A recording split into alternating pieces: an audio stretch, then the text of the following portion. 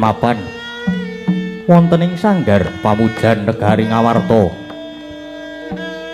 nuju Ari Sukra kasih Prabu Puntadewa Raden Werkudara Raden Arjuna miwah kembar dahat manekung puja brata wonten ing sanggar pamujan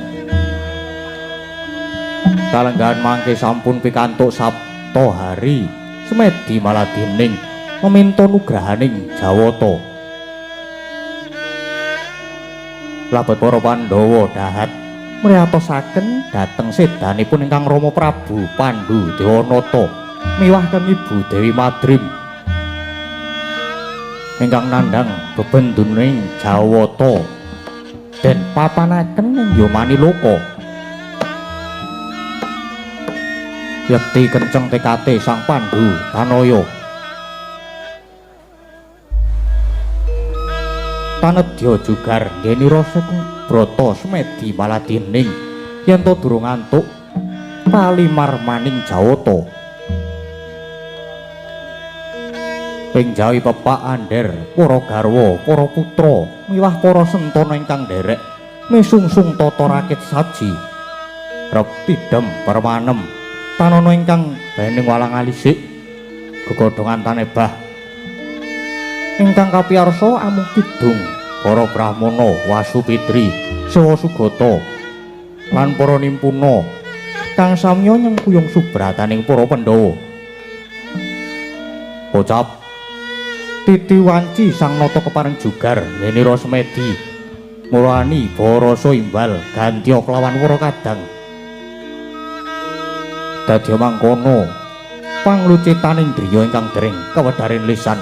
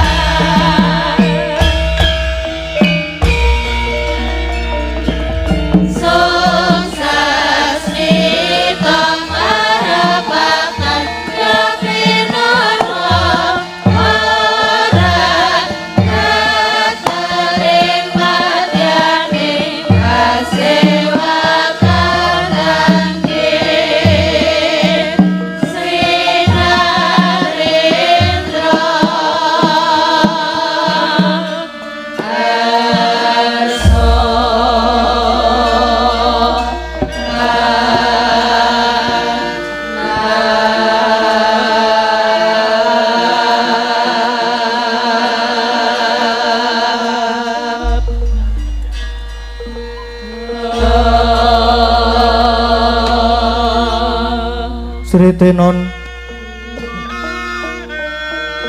ing wasewakan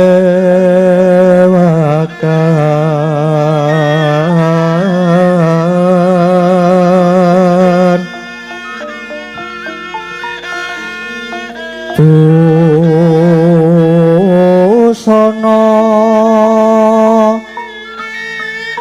maneka warna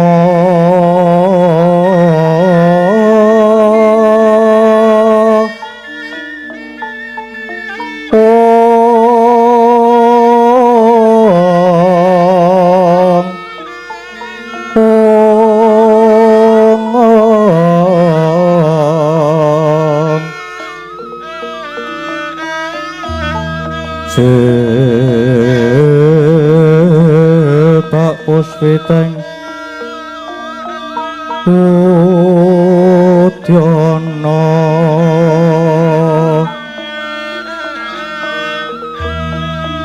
yang banjir asaro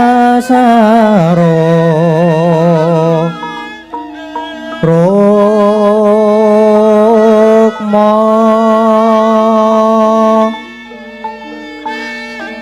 renggeng manik nara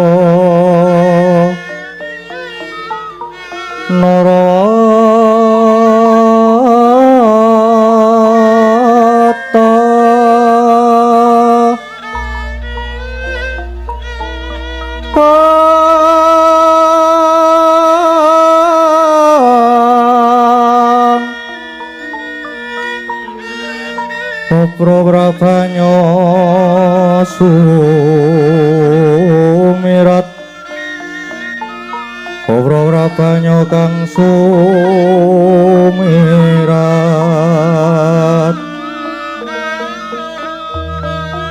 pengaring teca liwaran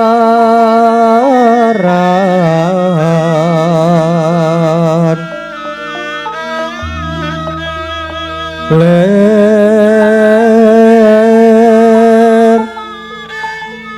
ki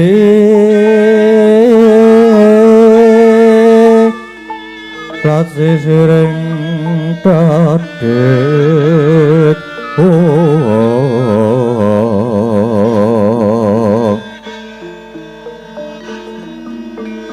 pimbuh kekondom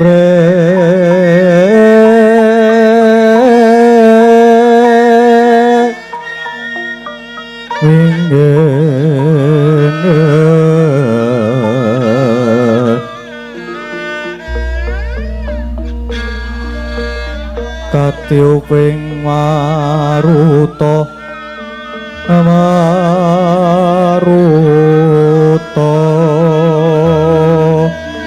bondo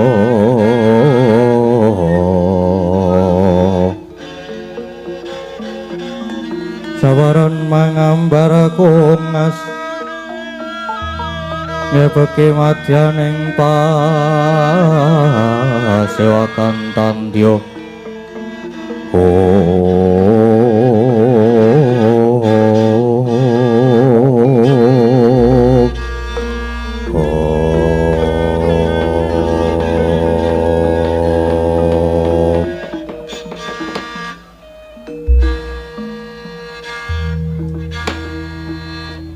kadangipun Kakang Nyai Werkudara Dimas Harjuna lan Nyai Kembar Yai sakti nirih ning wis gumolong cipta rasa lan karsanipun Kakang lan Siadi ora liya muhung angesti kaweningan murih tinampa dening Jawata pun Kakang lan Siadi mbudidaya supaya Kanjeng Rama Prabu Pandhu lan Ibu Madrim tumuli kantasna saka pasiksaning Yamaniloka Yai ora ketang seklimah pun Kakang mundhut panemune Siadi Sena wah Punta Aji kakangku gegayuhan luhur sing kaya mengkono mau pantes sineng kuyung dening kabeh para sedulur. Mula dikepiyake wae. Nadyan taunana windanana. Aku saguh ora bakal jugar smedi lamun tapa ingkang dadi niat tuluse para Pandhawa mau durung diudaneni dening keparenging para Jawata. Kowe Prabu, nadyan Arjuna ugi mekaten. Menawi perlu kula badhe nderek sumusul wonten kayangan, menawi dewa ngeparengaken kula badhe sumusul dhateng Rama Prabu Pandhu miwah Ibu Madrim.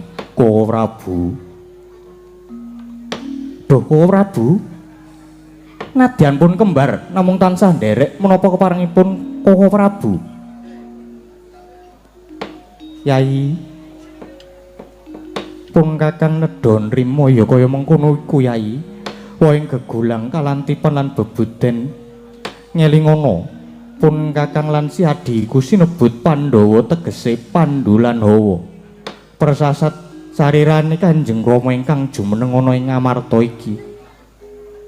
Raga lima wujude Puntadewa Werkudara Arjuna lan kembar dadi atmajaning Nalendra ingkang wus kawentar kawicaksanane lan pambegane. Mula Pandhawa kudu bisa tepa palupi. Mula Yai, aja lali welingipun Kakang mungguh wong urip ana ing alam padhang iku mung kudu tansah ngegungake marang bebuden. Krana bebuden iku dadi tirta adi ingkang bisa nyirep marang kasangsaraning panguripan. Bebuden iku kaya dene andha kencana ingkang nyantosani mancat. Bebuden iku dadi pawitane titah jumangkah marang jagating kalenggengan lan uga kanthi bebuden iku dadi bebeteng ingkang kukuh pengkuh ingkang tembene bakal mbabar saka tresna marang sak pepadaning urip.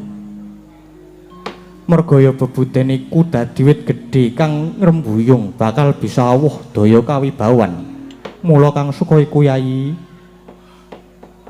rening si adi wis manteng lan tunggal tekad marang pun Kakang, aja nganti kendhat meminta marang panguwasaning kang akarya jagat.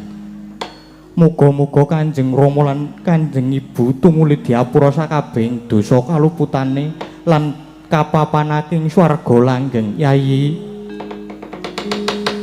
Sigra-sigra yen pramana kanca, sigra ngraketa nawang sesangka.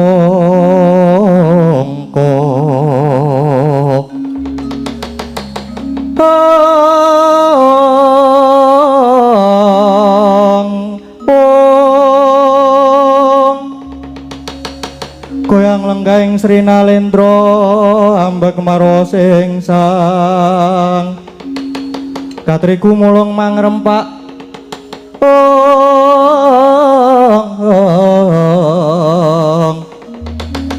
Katriku mulung mangrempak ing aja Guruda Gurureka giri-giri. Guruda Gurureka giri-giri kumregut magut mangajab.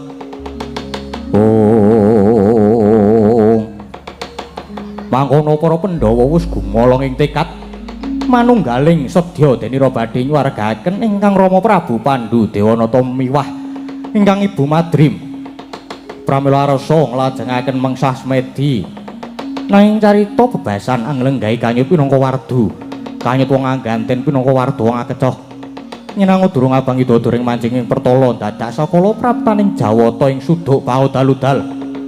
Nenggih Sang Hyang Bathara Narada humyang marcapada mrepeki ungganing para Pandhawa ndadosaken kagiyating kalih para Pandhawa.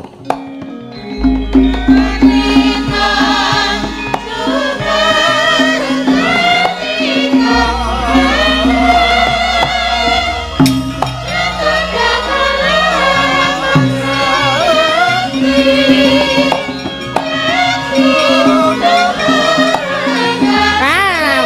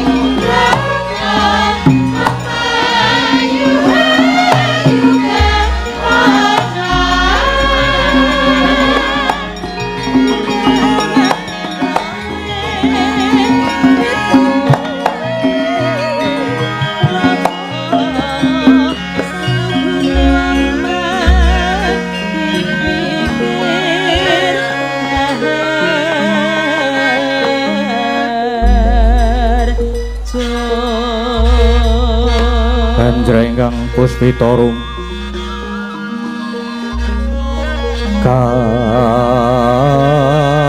kasiliring samirana amrik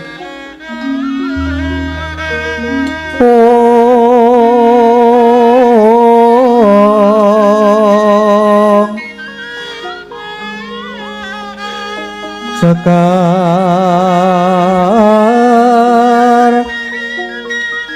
kadung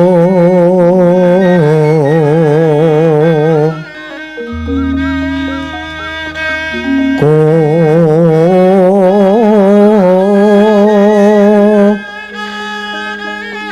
ngas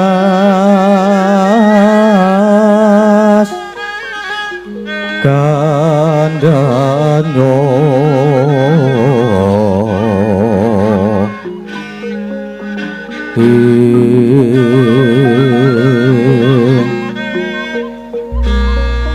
maweh raras ratnaning driya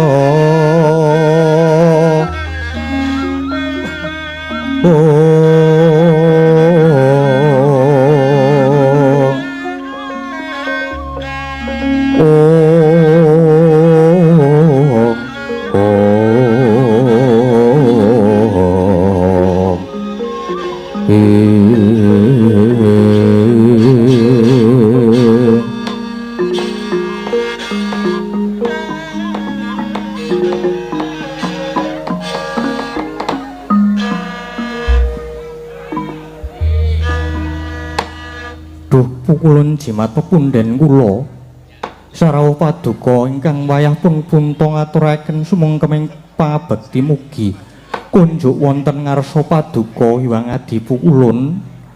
Wah, berkencang marudayang marutayang papapeng. Kali codhe sapa sing gawe? Kali praga sapa sing yasa? Putu Prabu ya.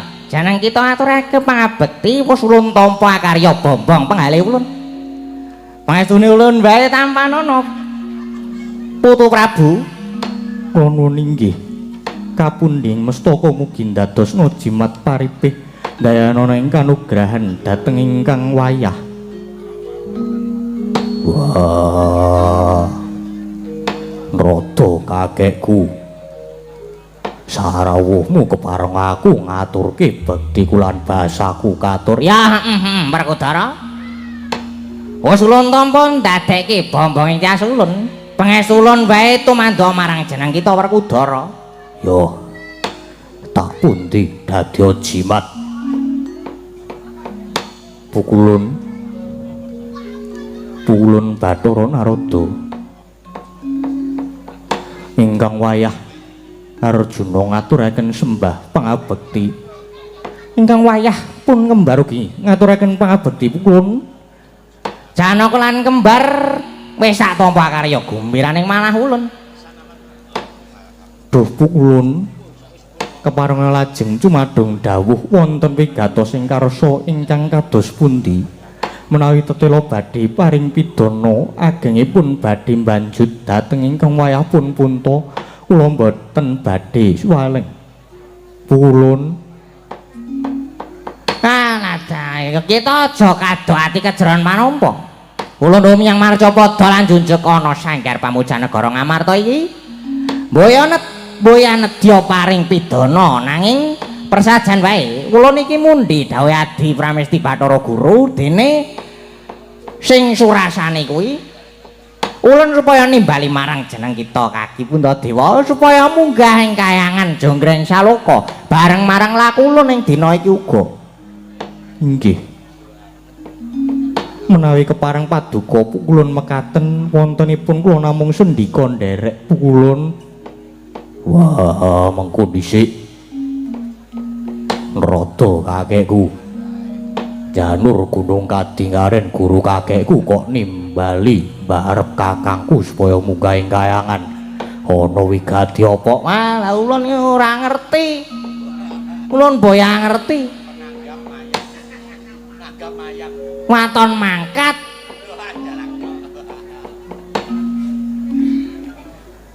Ora wurung iki mengko dadi perkara ning yen ulun pedharake kok nyatane kedadane kaya mengkono. Jare ora ngerti. Ya jane iki ngerti gimik. Werkudara, ulun iki ya mung didhawuhi supaya nimbali kakangmu Puntadewa. Rasah dadak jiku perkewuh mara Gage Wedarna yen Punta Aji kakangku arep ditimbali ning kayangan. Umpamane arep diparingi bebungah banjur lelabuhane apa ingkang nate ditindakake dening Punta Aji kakangku. Wah, Gage Wedarna. Werkudara. Ngene ya, Ker. Sejatine ulun iki ora sumurup ingkang sanyatane, munggo apa wigatine dening Kaki Prabu Puntadewa ditimbali ning kayangan. Merga ulun iki mau ya mung sadema nampa dawuh. Wah, dewa dikongkon nimbali titah ora genah perkarane. Ora ngerti wigatine, monggo kowe mau kandha nek diwedharake bakal dadi perkara ning nek mbok wedharake kowe yo ewuh perkewuh. Saiki rasah dadak nganggo perkewuh Gage Wedarna, apa sing dadi karepe guru kakekku? Wis, ulun ngandhake ngarep yen ulun saderma mundi dawuh supaya nimbali tok. Lan ulun nadyan dewa nanging ibarat mung balang watu difesawatke ngalor ya ngalor, kon ngidul ya ngidul.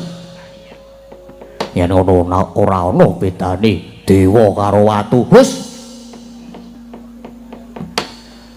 Kowe dikongkon karo guru kakekku kon nimbali mbarep Punta Aji kakangku ning gek nganti ora cetha perkarane.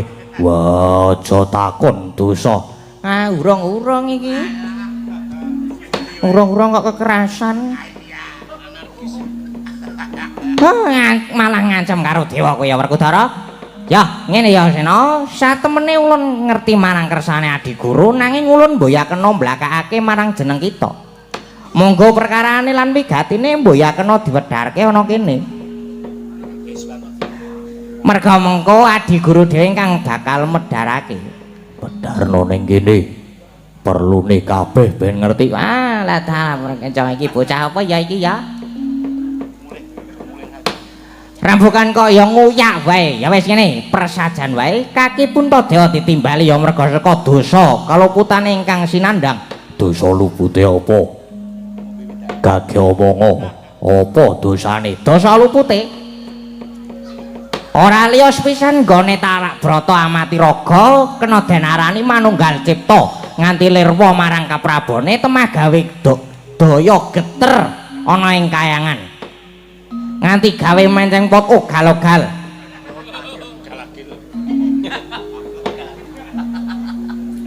Piye?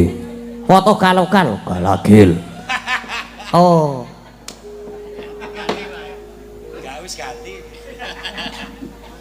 Sesuk tanduri jati menampuh. aja wingi jatine pengen ngembuki omahku kowe.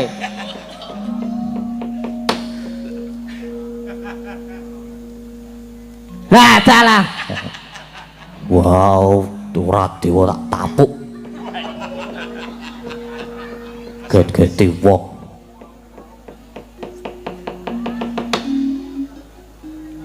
Kacau pokoknya iki. Kayangan kacau merga Tarak Brata iki. Kacau kepiye? Sama sadaya. Wah, perkencang Marudaya. Ngel tenan iki karo Werkudara angel. Ngel rasah garap. Ulun makayangan Mengko ndak lakone rampung. Aja bali kayangan sik. Wah, kowe bali lakone mbuh kepiye? Ha ya. Ayo.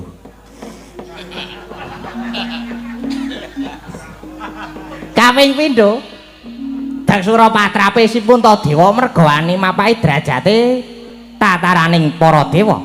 Kuwi Werkudara, Buktine kon ngendi? Buktine apa?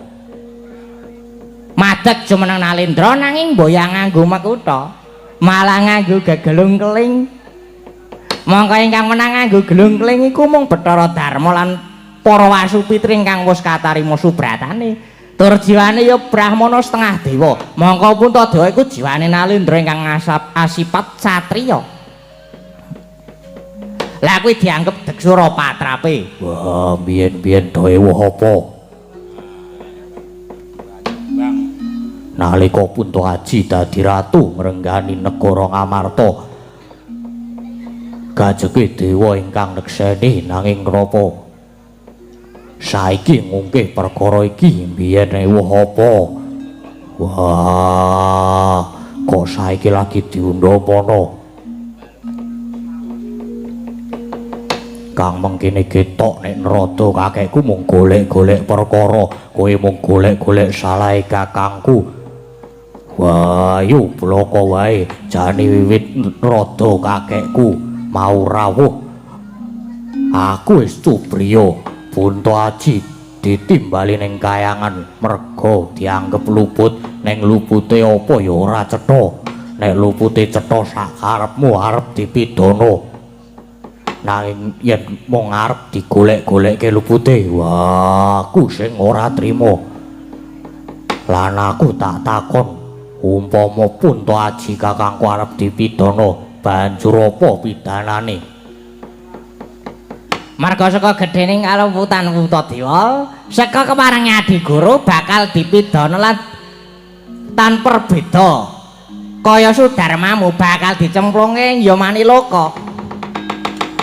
Jaja muntaplir kinetap netra kocang ondarandir hidupnya mangolo cokro om. Wah, rada kakekku kudu ngerti Pandhawa kuwi raga 5 nanging jiwane siji. Wah, mula kowe mau kandha yen to Puntahaji kakangku bakal dicemplungke ning Yomani. Werkudara sing ora trima. Loh. Lah sebabe apa Werkudara ora trima? Aku wis kandha. Pandhawa kuwi raga 5 jiwa siji lan kaya dinindok saptarangan. Mula gandeng rada medhun ning kene iki mung dadi wakile guru kakekku. Semono uga Puntahaji kakangku nggone arep dijak munggah ning kayangan ya kudu diwakili. Lah arep diwakili karo sapa? Aku, wakile aku Werkudara sing dadi wakil. Pukulun boten namung Kang Mas Werkudara. Nanging Arjuna inggih dados wakil. Kula inggih sagah dados wakil. Kula inggih sagah dados wakil. Pukulun. Kowe krungu dhewe. Ora mung Werkudara nanging Janaka lan kembar uga saguh dadi wakil. Tegese Puntahaji kakangku diwakili sedulure papat kuwi wis sah. Mula ayo kaki adepno Pukulun Bathara Guru. Tak adepane mengko yen ana apa-apa tak tanggunge. Wah, iki yo pahit iki. Sing arep napa mau kuman iki Puntadewa lah kok malah kita bocah papat sing arep makili. Nek oleh yo wong papat iki sing munggah ning kayangan. Nek yen ora oleh diwakili malah sisan Pandhawa 5 ora munggah kayangan. Sena gandeng iki sing nandhang kluputan pun Kakang. Mula aku wae sing sowan ana ing kayangan. Rak. Iki perkarane ora cetha. Tegese diomong arep golek-golek perkara, mula rada kakekku. Wah, oleh ora oleh. Pandhawa papat ingkang kudu munggah ning kayangan makili Punta Aji kakangku. Lah piye Putu Prabu Punta? Inggih. Yen mekaten kula sumanggaken pukulung ya. Ya wis. Yen ngono Pandhawa papat ya kadang-kadang kita ulun nganti munggah ning kayangan.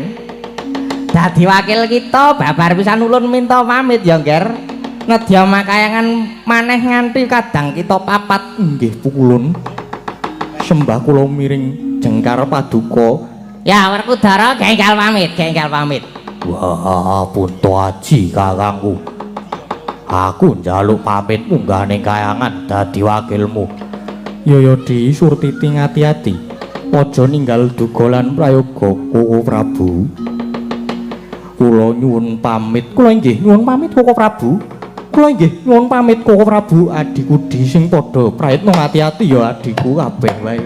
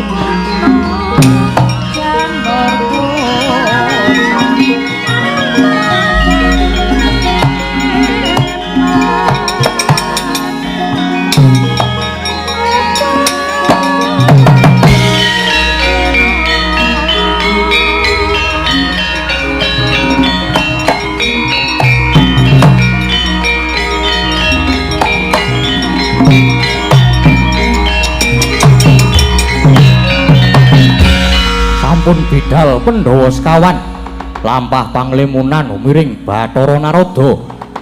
Najan Rina Sotanana janma kang nguninga parandinana titah ingkang mlajal saking slaslaning garu nenggih garwa Prameswari Dewi Drupadi.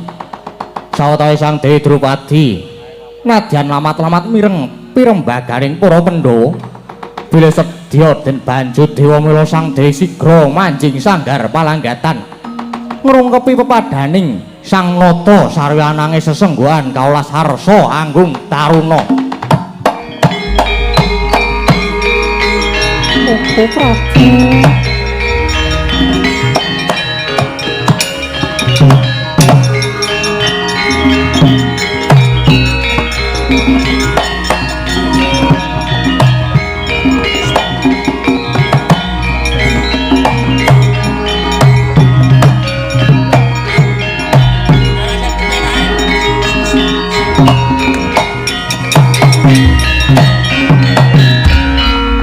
Yai Ratu, Yai Drupadi, pira yai ngrungkepi pepadaning pun kakang sesengguhan nggonira nangis nganti daleweran waspamu.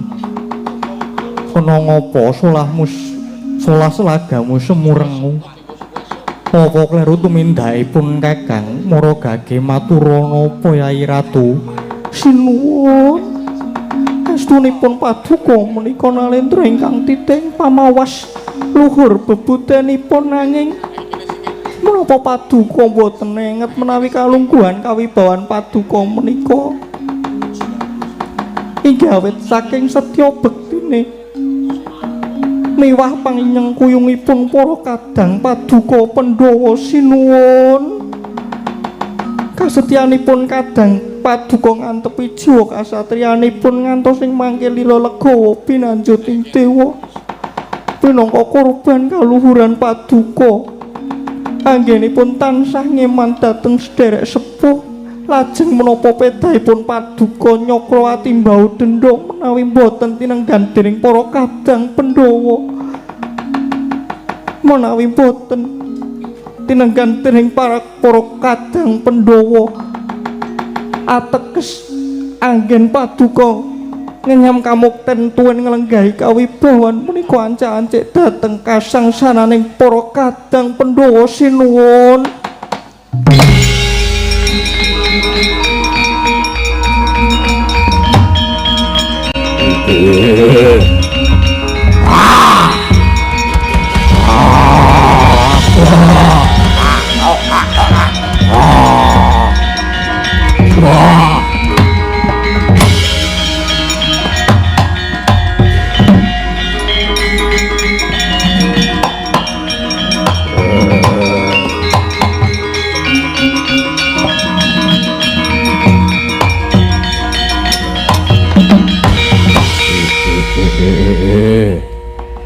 Tujune aku mbok elingke Drupadi waladalah. Umpama jagat iki ana wong wadon genep loro telu kaya Drupadi iki tak kira jagat bakal tentrem. Drupadi kowe manggono ning wadukku. Ayo takjak munggah ning kayangan. Oh dewa-dewa. Orang wali dulur-dulurku kayangan tak obrak-abrik.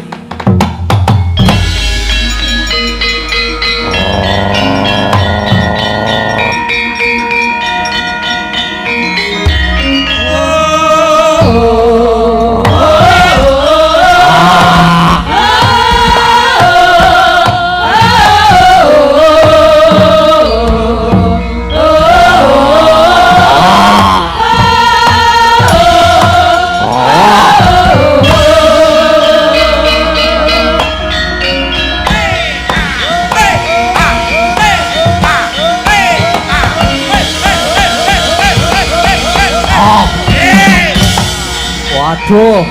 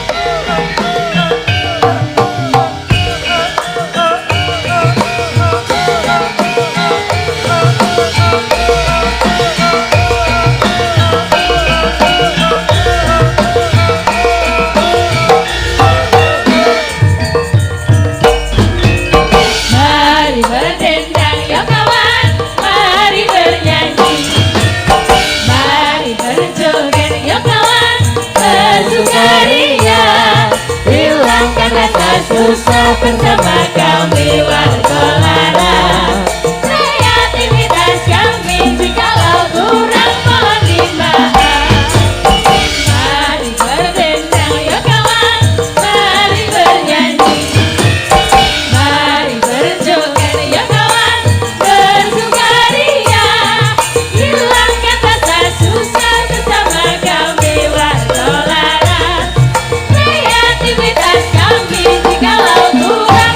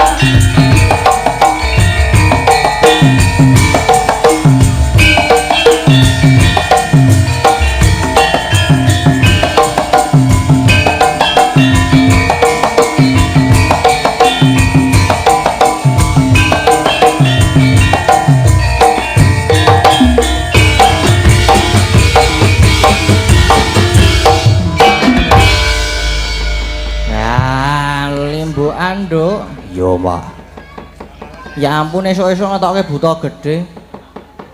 Ora apa-apa arang yo lakoni kaya ngono kuwi. Sore-sore ding kok esuke trewis sameh bubar. Ah wis bubar wae ya. Aja, Mak. Suwane ndi iki, Mak? Lah meng krang omah. Aku ya sok lewat kene iki nek mangkat sekolah ben ora polisi. Bus. Monggo ndak dijagani dalane kene aja. Ampun nggih. Niki sowan teng pundi niki Kemusuk Kidul. Sedayu. Ngono, Mak. Nduk. Ya kaya ngono kuwi. Acarane Wayangan. ora. Kok sowan mrene iki merga Ya merga dikon mayang. Kepiye to? Ora, merga apa jenenge iki ulang tahun. sapa sing ulang tahun? Channel Dalang Sena sing kaping pira 5? 5. Ngono, Mak, wis 5 tahun.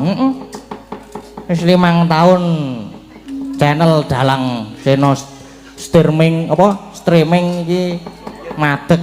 Ya, Mak, pajan jos temenanan. Saiki apa jenengane? Krune Dalang Sena gaul-gaul ya, Mak. Gaul-gaul. Iki mau sik neng tanganku iki mau sore mau wis live TikTok. Potongane gondes wis kaya selebor miu kae lho, Mak.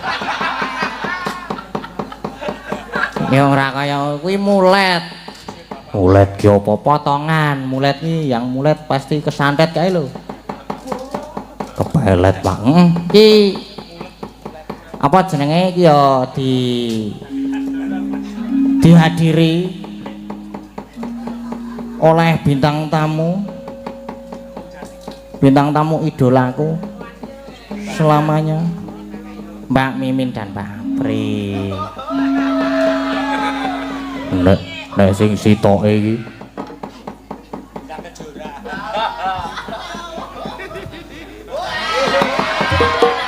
anu iki sing sitoke iki Mbak Lintang Kairo.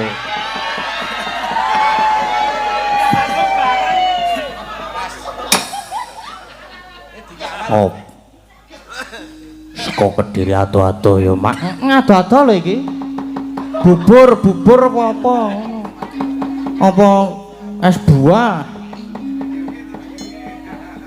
Saking Kediri tepi-tepi Jatim mriko Jawa Timur. Wah, mau tekan ngomah jam 1:30 apa ya mau?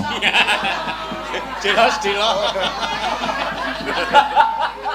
Ora maksudnya anu mau lho.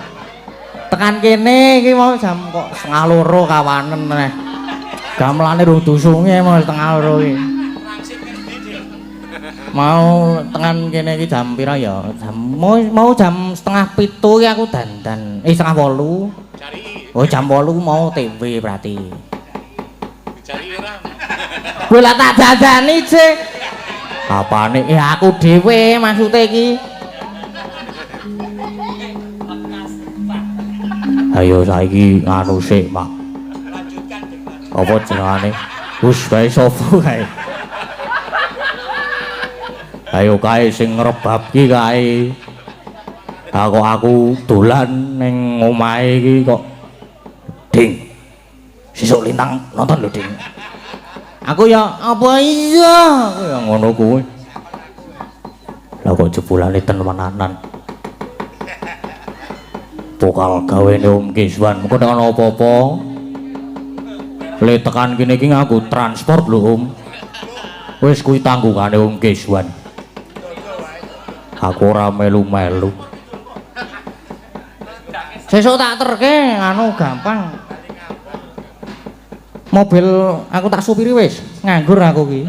Sesuk ki selo aku sesuk. Paling nyopir mabuk dhewe mengko. Kok gaya arep nyopir. ngajar mobil apa sing masukan sing koplingan kawe mumet dhewe aku malahan. Ayo sesuk kok nyupiri Pak Baron. Ngatene Pak Baron kesenengan. Lah kok Pak Baron sih ning buriku ki wis seneng banget kok mau. Lagi teko mau springas-springis. Ding. Ngono kae jare mau. Ayo nganu sik, Mak. Iki apa? Mumpung ana bintang tamu, mumpung ana Bunda Mimin karo Princess Apri karo sisan apa jenenge berdoa mengko nek wis dijumenengake. Ayo luwih becik dijumenengake mung ndak aku ndak selek kentekan bahan. Soale lali kabeh mau wis tak pikir mau iki. Dadi blok geseng tekan kene iki mingan.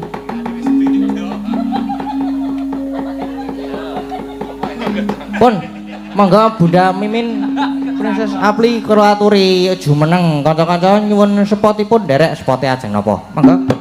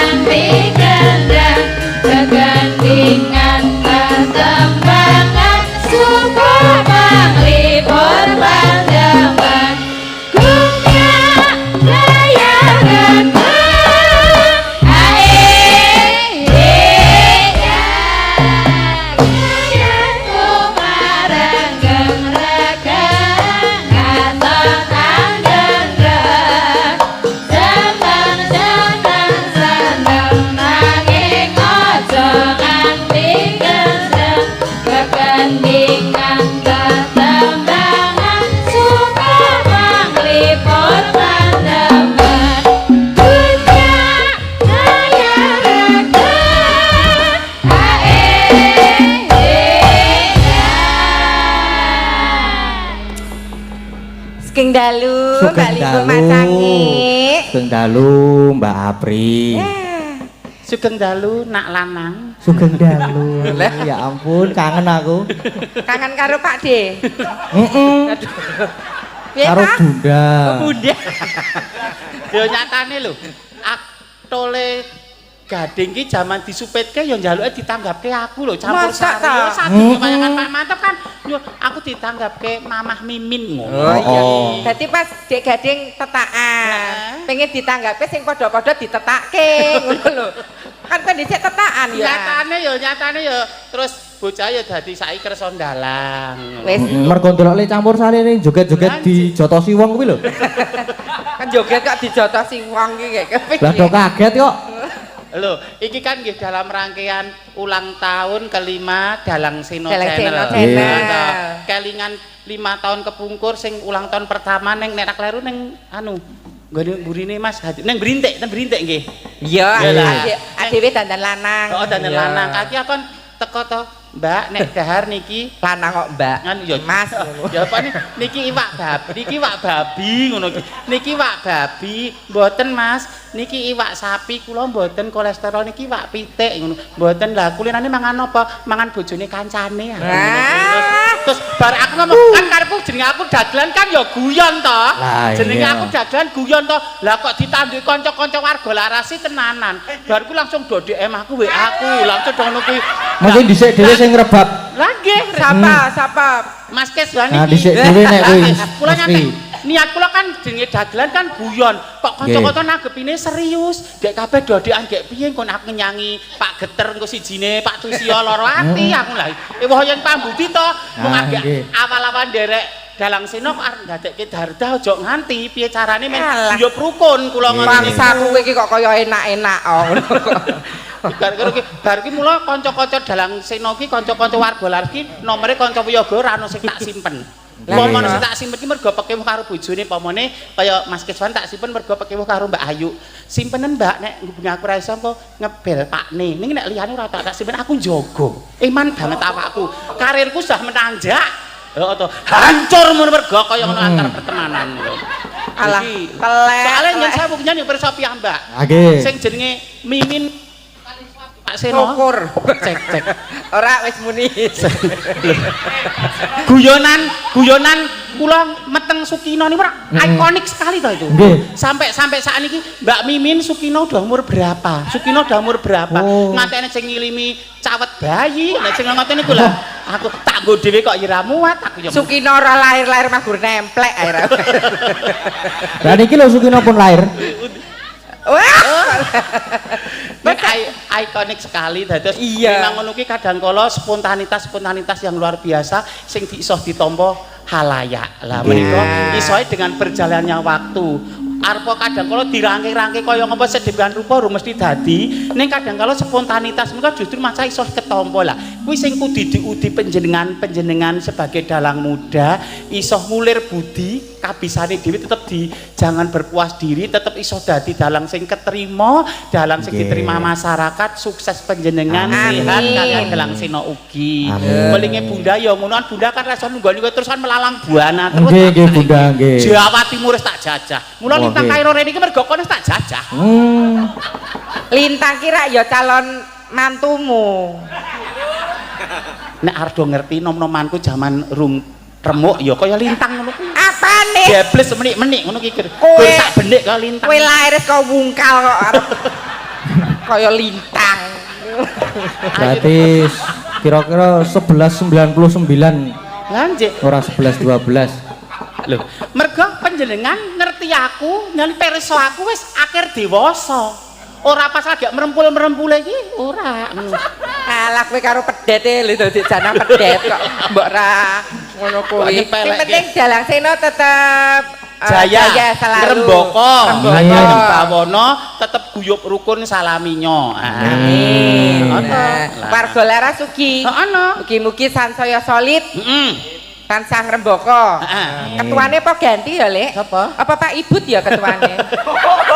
kok Seragame beda. ngijeni apa sebagian ngumpake seragami kono ngene terus bedani dhewe umume Mas umume iki ulang tahun gelar setahun pisan kok bedani apa ora diningke apa piye gumun lah ya apa kuwi pimpinane ganti kuwi apa ana wawahan regenerasi susunan anu Apa Pak Ibut urusan dalang awan aku ya.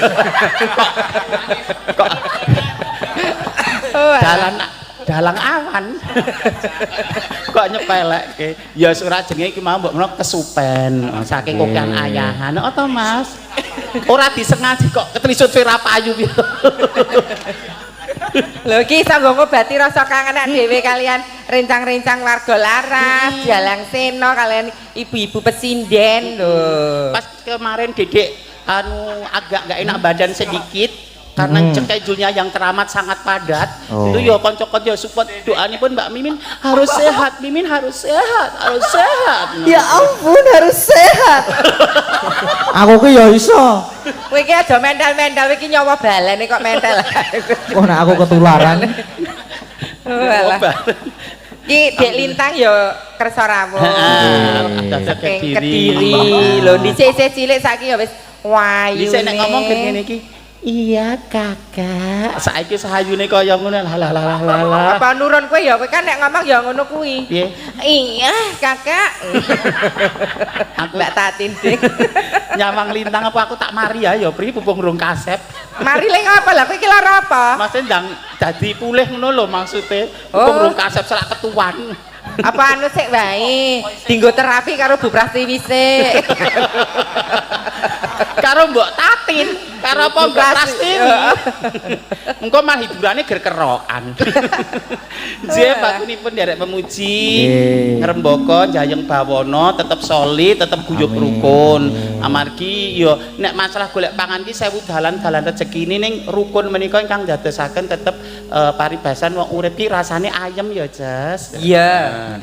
nggih ngaturaken panglipur sinambi mangke nduk lintang dadi caosi wekdal kula nderek panjenengan Kang Pratite Apa Dek Lintang langsung ae to, Lek? nduk lintang ya ora Aku niki apa-apa Bunda Mimin karo sapa jenenge? Princess apa? Princess apa princess? Tante. Oh tante ya. Tante Apri niki nggih. apa jenenge kirim doa kagem almarhum Bapak Yo, Seno kowe Nugroho. sing anu le sing apa jenenge memimpin doa. Nggih. Sak menika Bunda.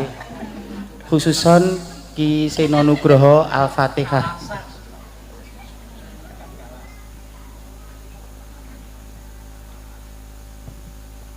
Cekap. Amin. Amin. Seno Nugroho pikantuk swarga langgeng. Amin. Nyatane aku ro kowe iki ya iso ketrima diterima masyarakat lumantar nderekaken Pak Seno terus di streaming karo Dalang Seno Channel. Lho, kaya Mbak Tatin, Mbak Elisa jenenge wis mangambar-ambar ya ora lali mula bukane. Aku seneng. Dalang Seno ulang tahun ya tetep melu nyengkuyung. Ora kaya kowe pasang tarif saiki men-men. Aku ya ora pasang tarif, aku wis matur karo Mas Hadi.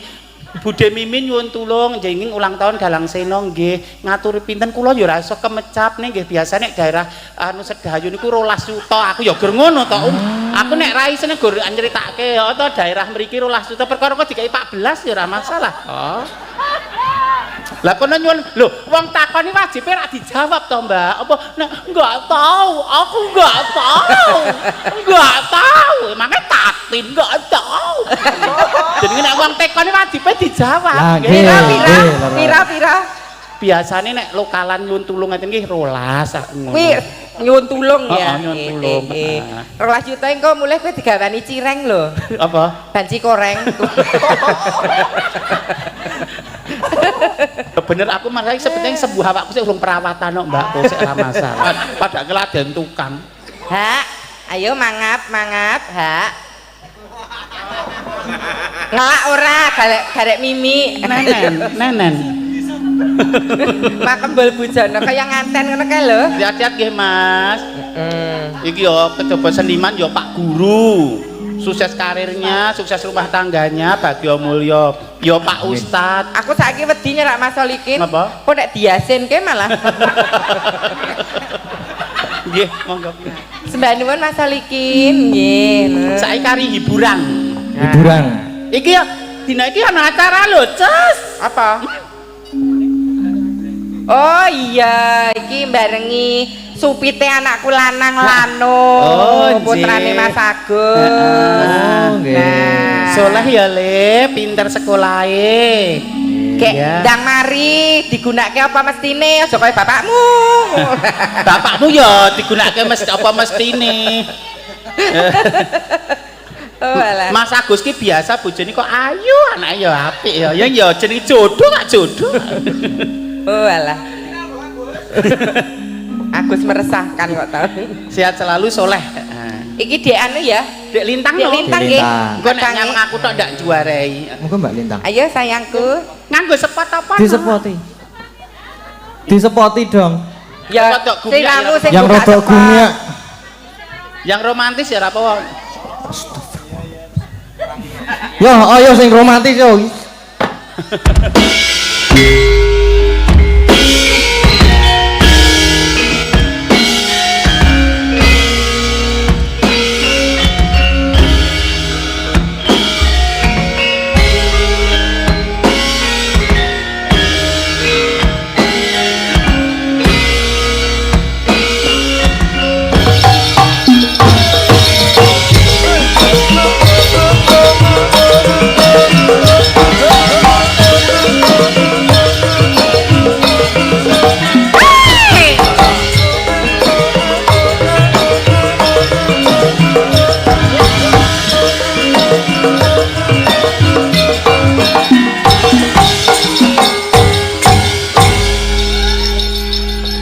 Kowe bengi ke boh mending apa Lek? Kaya kaul aku kaya kaul. Lah ya kaya bercermin nek nyamang Lintang Kairo Lah iki. pripun to beda lho. Lah ya padha ajine padha manise. Ning aku nek sanggulane kok kaya ngono ki ra patut nduk. Nek aku nek kowe kok patut aku mandarane kok tarangan pitik lho nek aku.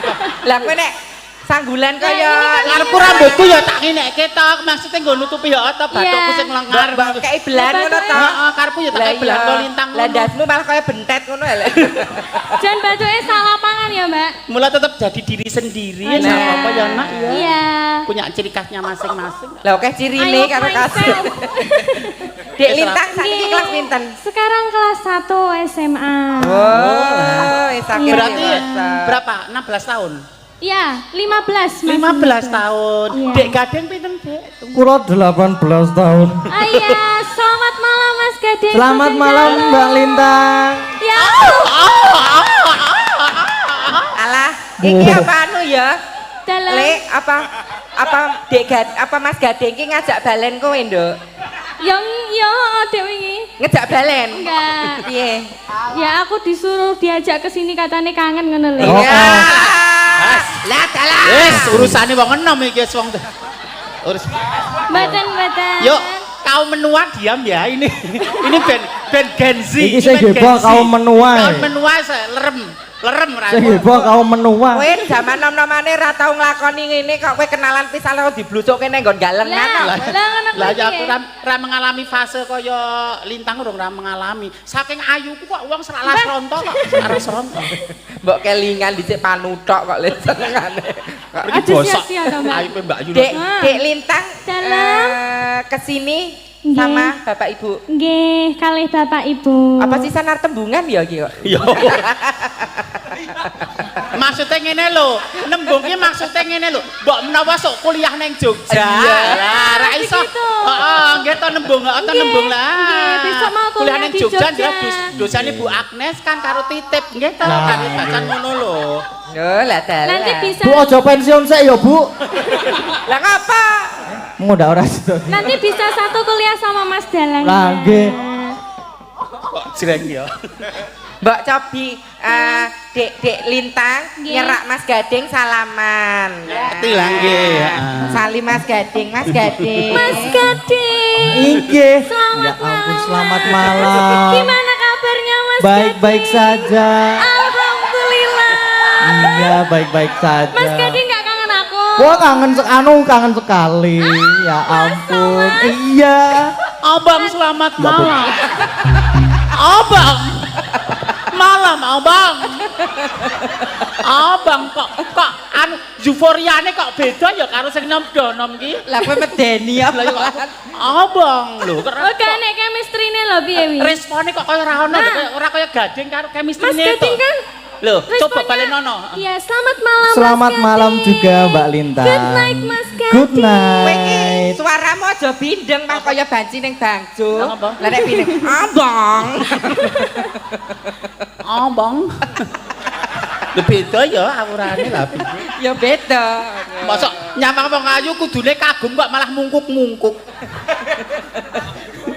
Lho nyawang anak-anakmu. Lah, ya. Lho, nek ngono kuwi jan nyenengke ya, Lek. Wis aku tak arane kono kopres kali ngeli tuwa saiki kegarek manembah wis. Dek Lintang tetep di situ. Oh, di sini. Bawa. Bawa. Spesial buat Mas Gading. Nek esok Ah, bawa bawa. berdua. Mas Oh, mboten Gading saged nek mau kula bawa bawa. apa? Derek, Apa mau duet? mboten saged duet. Duet nggak apa-apa loh, Mas. Mboten saged kula. Kalau dua, Nggih. kalau dua, Pripun? Duet. engko ndak mah aku keblusuk. Ayo bawa spesial Mas Gading. Oke. Pripun? Ya bawa. Pun kula nderek kok namongan iki. Manut sliramu wong ayu bawane. Nggih. Syukur sing mengandung anu wong kasemaran sing katresnan. Katresnan. Nggih, heeh. Niku pelok barang. Walah pelok barang lah. Aku Ya. dhisik yo barang. Wah, jenang gula iki mesti. Ora. Aja kaya kue. Lho lho. Senang gula iki lho. Aja kaya aja ngono. Kayak kowe, aja kayak kowe. Karane wong akrami.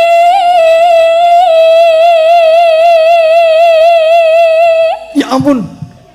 Aduh. Apa lho lah Rasane piye to oleh rasane? Napa? Napas batuan saka bunda. mah konger engko.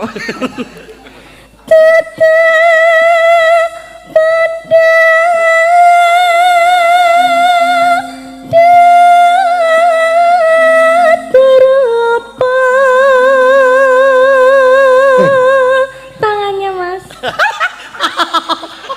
Iki ngapa?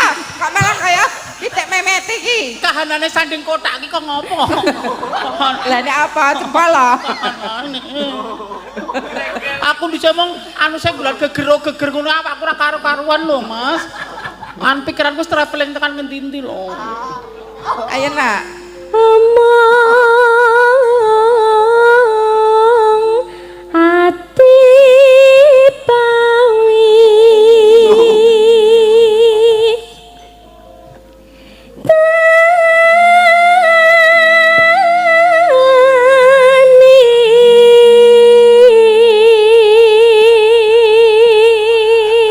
Piye le rasane? Nyes. Nyes. Ya karo diok sawang apa dicandra piye ngono lho. Seliramu. Waduh. dalam Kang Mas. Ngene iki malih KBB lho, Mbak. KBB apa? Kelingan sing biyen-biyen. Dadalan. Kalian sing biyen-biyen. Gus salah cah saiki.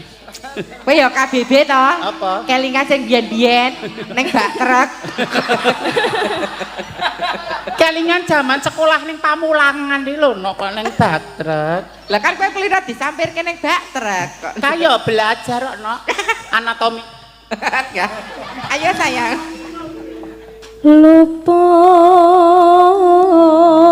Luput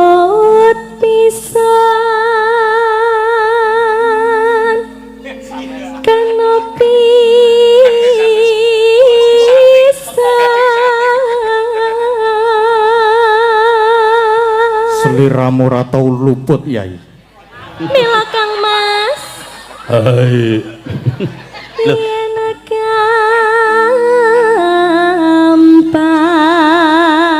gampang luwe gampang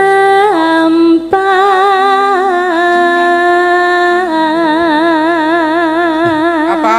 Nek sing roman aku tanganku mesti gratil tekan ngendi-endi lah jenenge cek bocah cilik ya aja nganti ora tak arahke rono malah. Wis kowe aja pengen. Ora. Wis ra mungkin iso ngono masih nyeraki kowe bangsane Pak De Ahmad, Mbah Reso.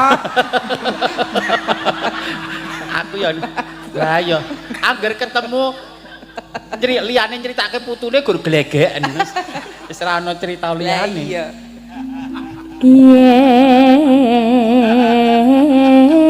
angel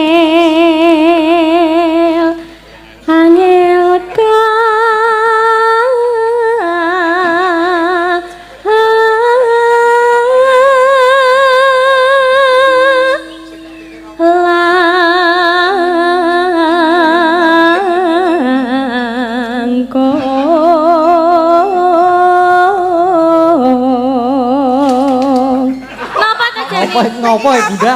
Gadeng. Non. Losno ekspresimu ki losno. Nek nyawang ya plas, nyawang Kok plas. pagur Lah, ketak-ketik. kok mau ketal-ketil ngono. Lah, tangane- Nyawang ya nyawang. tangane kuder Dadi lho, Mas. kowe ngene iki aja mergo tuntutan panggungnya mergo memang kowe iki pengen nyawang-nyawang, pengen menikmati suaranya menikmati Lah, nggih. suaranya.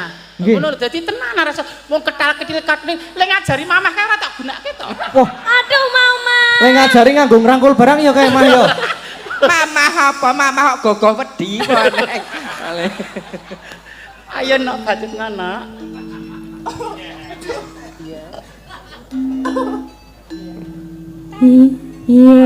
Yen angel ka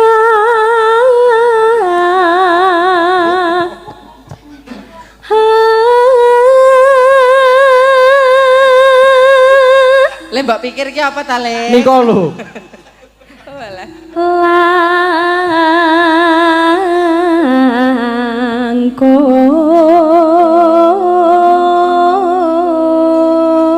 Langkung Bari iki aku disengiti iki aku. Kali sinten? Niki Sukina ta? wis nesu iki ketoke iki. Pun bagiane dhewe-dhewe. Lah, sik kae malah aku Mas. Kae. Tak lungguh tinggi bintang. Ora iso, aduh. tan kena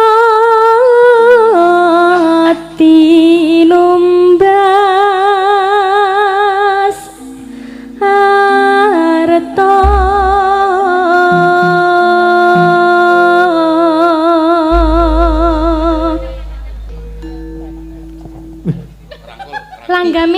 jeneng kula ya, Mas. Nggih, jeneng kula mawon. Duet kalih panjenengan boleh? Mboten saged kula, Mboten mboten saged, saged. Mboten saged jeneng kula. Bisanya apa? I love you. Love you too.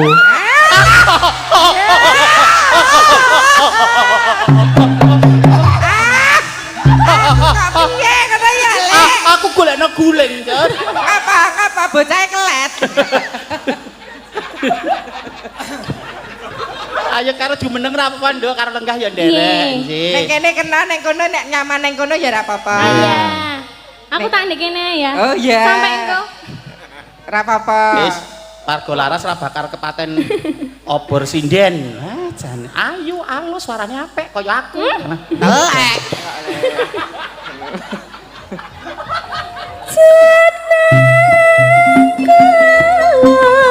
Kowe aja lali marang aku iki ya Kang Mas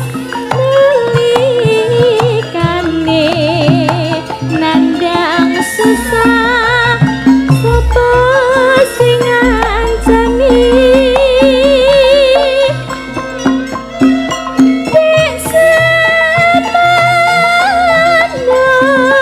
aku tetap setia serta tetap tresno ya Kang Mas dereng nate gawe kalah lan gawe ku jiwa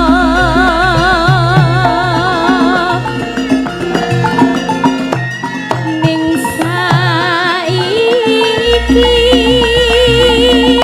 barang mati gawe kanjer malah lali marang aku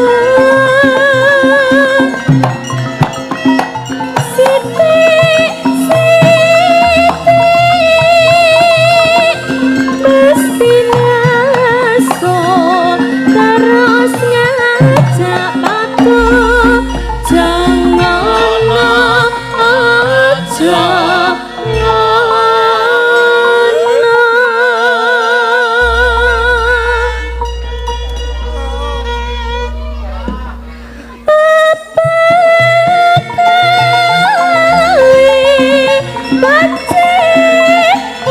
kelingan jaman didik piye ya Kang Mas nanti janji bunga susah barang dilakoni. Ayo nok dikancani joget adine.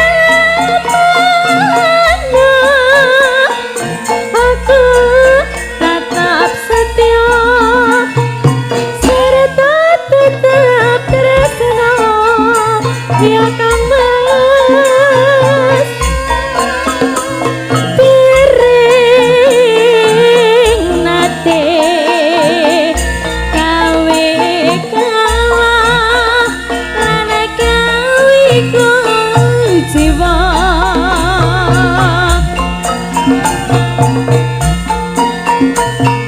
ning saiki barang bukti kowe kancer malah lali marang aku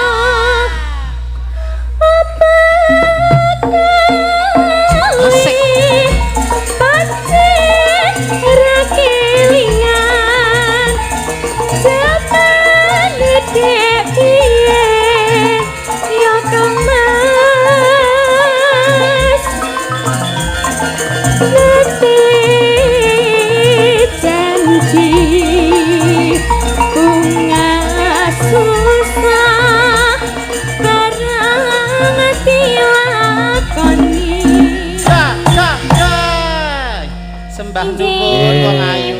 Matur sembah nuwun. Nggih. Aku juga mau mengucapkan selamat ulang tahun buat Dalang Sena, channel Dalang Sena. Nggih. Semoga kedepannya tambah lancar, Amin. sukses selalu, Amin. tambah solid dan guyub rukun. Amin. Amin. Terima kasih Mas Dalang. Sami-sami matur sembah nuwun Mbak Lintang. Lah kok kowe malah sing salah tingkah piye to, Nok? Kok lebih turki kok. Makasih Mas Gading. Makasih Mas Gading. Sami-sami Mbak Lintang. Love you too.